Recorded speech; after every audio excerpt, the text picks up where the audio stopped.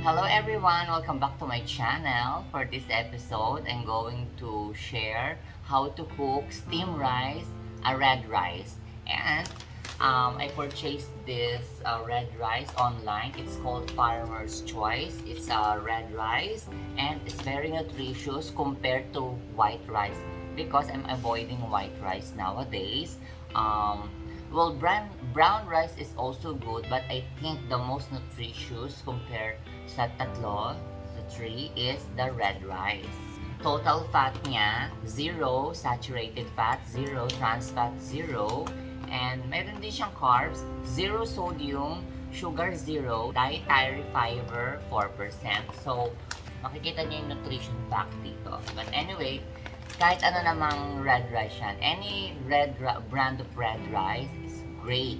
You can purchase it online or you can purchase it in the market, supermarket, or in a normal palengke. Price range nito, normally 1 kilo is 65 pesos. But this one, 2 kilo na siya, 156 pesos. So, just a small difference lang. By the way, I purchased this item at Lazada.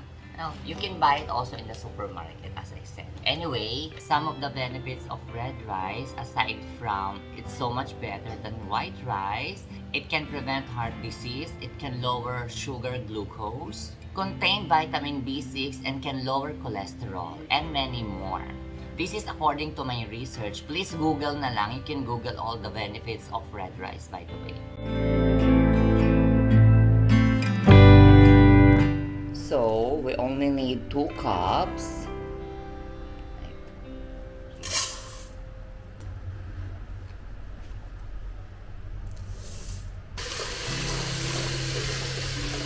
Wash it 3 times para malinis, clean it properly.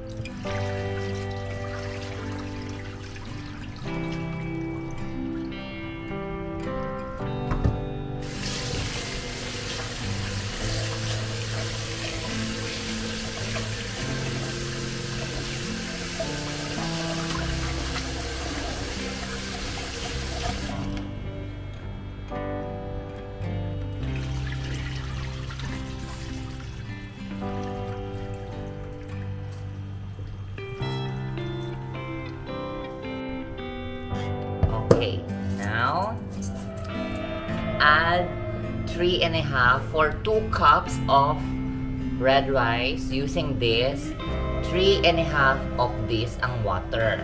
Okay, for 2 cups of red rice, equivalent to 3.5 of water using this. Well, you can use mineral water or boiled water. Importante, clean, no? Or purified. 3.5. Okay. So, that's it. Put it in the rice cooker. And voila! That's it. Very easy.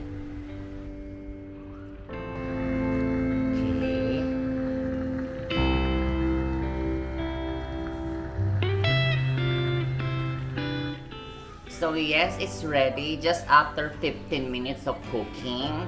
ng pag-i-steam natin using a rice cooker. It's ready. But I think normally what I do is I'll keep it warm and then I'll scoop some rice later on, maybe after 10 minutes. But let's take a look. Yan. Ganyan siya. Smells like a little bit of champurrado. If you are aware, if you know champurrado, alam niyo naman yung champurrado. Parang ganun yung smell niya. So, yan ang itsura niya. Ready to eat na siya, but keep it warm for around 10 minutes. So yes, here we go. Ayan. Pwede tayong mag-scoop. Scoop tayo.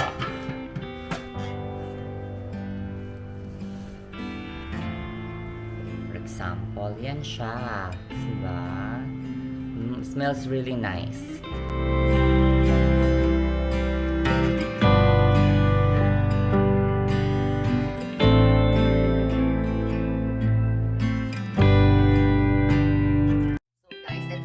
Rice natin. Well, I recommend, no, kapag nagda-diet ka or if you like to lose weight, it's better to use red rice compared to white rice. Same as rice. Parang kanin lang din. Same as white rice. It's just red.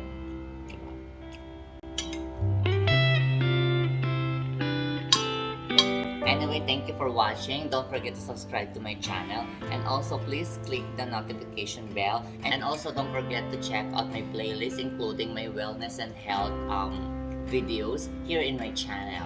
Okay? Bye-bye. See you again to my next vlog.